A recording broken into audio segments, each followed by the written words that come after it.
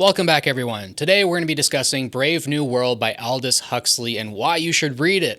If you haven't already, this book runs approximately 220 pages long. At least that's how many pages are in my book. Depends on your edition, but this book was published in 1932, written in 1931, and it is one of, if not the greatest, dystopian novels of all time. I recently made a video on why you should read 1984, and in that video, I told you guys, read both of these at the same time. Now, what I mean by that is not to have both books open at the same time, reading like this. I mean, read them at the same time. Pick one up one night, one up the other night, and work through them equally, because you'll see how they mirror each other, and you'll see how they oppose each other, and you'll see what Huxley got right and what Orwell got right and what both of them got wrong. And I think Huxley's a little bit more accurate. I tend to like Brave New World just a little bit more. So we'll talk a little bit about that today. I'll give you guys a quick summary on what this book is about. Spoiler free, of course. This isn't an analysis video. This is just a why you should read video. I'll give you guys a few films or adaptations that I think go along well with reading Brave New World. I'll give you guys a documentary, a couple other books to branch out to. But before we get into all of that, I want to give you guys a couple words on the man himself. Aldous Huxley was an English writer and intellectual. Born into a family of scientists and thinkers, his grandfather was the renowned biologist Thomas Huxley. Initially planning a career in medicine, Huxley was blinded in one eye as a teenager, shifting his focus to literature and philosophy. Over the course of his life, he wrote prolifically in genres spanning fiction, travel, social commentary, and mysticism, always with a penetrating gaze into the spiritual, psychological, and scientific currents of modern life. He remains essential reading for his prophetic insights into the dangers of hedonism, consumerism, and the mechanization of the human soul. He's deep, profound, and his commentary is biting and pinpoint accurate, in my opinion.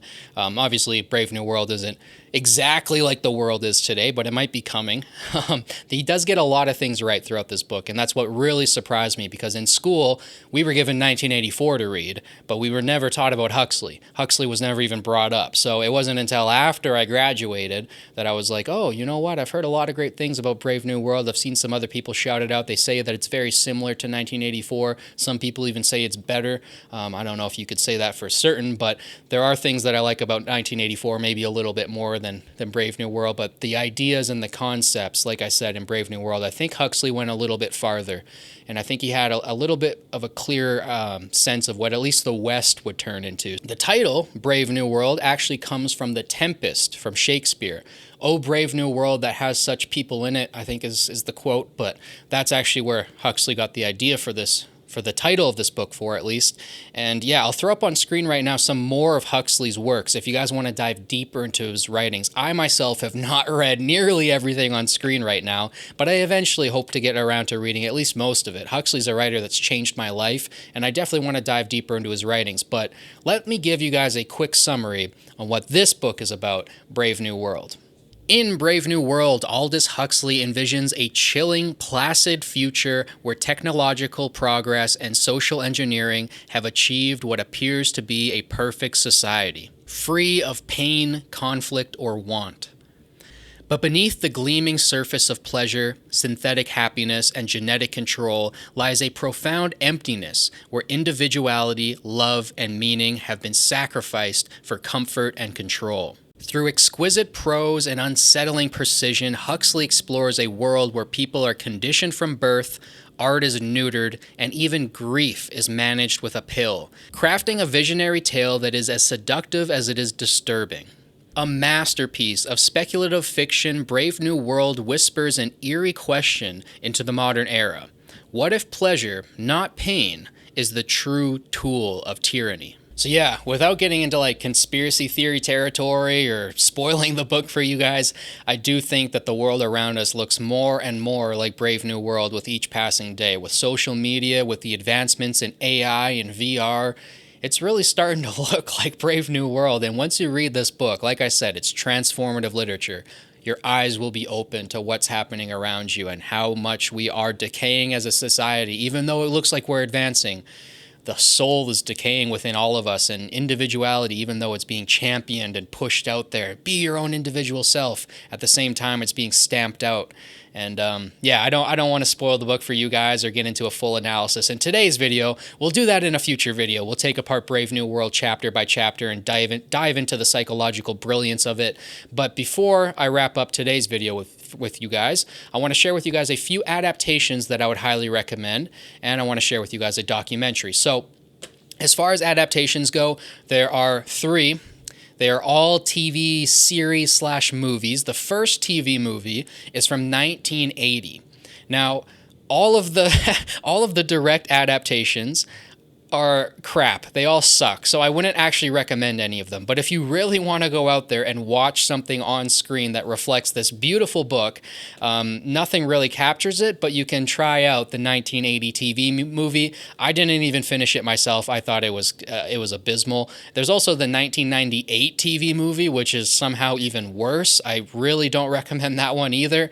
And then there's the 2020 series that came out recently. Again, I don't think it's a faithful or great adaptation of Brave New World. There still hasn't been a good adaptation on film of Brave New World. With 1984, you have the 1984 film with John Hurt, and it is a pretty decent film. I think most people accept that as a good adaptation of the book, whereas Brave New World, we still don't have a good adaptation. But there is a 4th film that I'll recommend today that isn't titled Brave New World. In fact, it's a completely different story, but it draws a lot from this book, and it has many similar themes. And it's one of the most underrated sci-fi films of all time, so I highly recommend you checking it out. It's 1997's Gattaca. It deals with a lot of similar themes, and if you read this book and you watch Gattaca, you'll understand what I mean. They actually pair together beautifully. The soundtrack from Gattaca, I've said it before, it's one of the most beautiful things I've heard in my life. The theme it feels Lynchian. It almost feels like David Lynch directed that movie, although he didn't.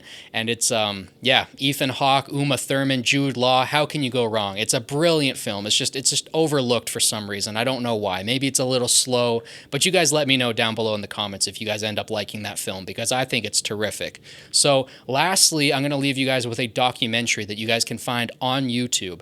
It's Aldous Huxley, The Gravity of Light. You guys can go find that one on YouTube. It's completely free to watch. And if you want a little bit more background on the man himself, Aldous Huxley, I highly recommend that documentary. Oh yeah, I almost passed over the recommended reading. That would be horrible. I do this every video. I give you guys a couple books to branch off to. So the ones that I would recommend for Brave New World are obviously 1984. Read it at the same time or back to back if you can.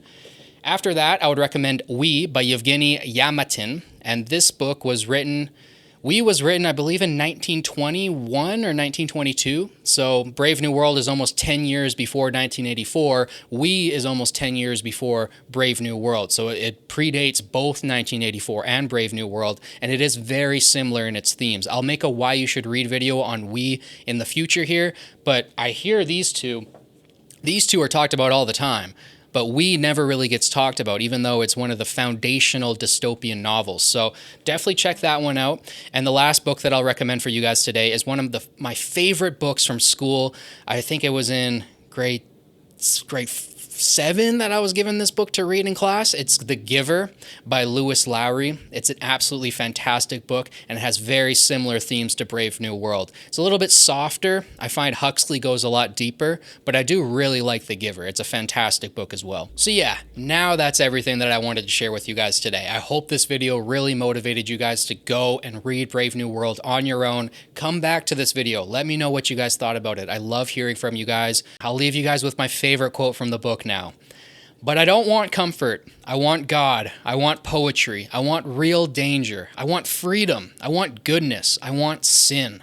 So yeah, I absolutely love that quote. I think it completely captures what the philosophy of the book is without spoiling it for you guys.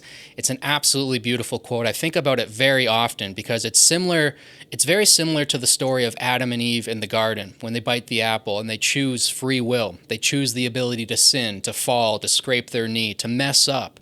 And having that ability, I think that opens up true goodness in the world. It opens up the ability to not sin, to refrain from that, and to actually do true goodness. When you don't have that ability, when everything's in a utopian society, everything's picked and chosen for you, and your whole life's controlled and you don't have any free will, it might seem like a perfect state, but it's not. And I think that's what the biblical story was getting at, and I think in his own way, in a sci-fi sort of way. That's what Huxley was getting at too with Brave New World. So I found that to be an absolutely powerful message. And like I said, I think that's kind of the main theme from the book. But definitely go out and read it. Come back to this video. Like I said, let me know what you guys think of it. Don't forget to like, subscribe, share with your friends to help boost this channel and the algorithm. Thank you guys so much for watching. As always, it means the world to me. I'll catch you guys in the next one. Peace.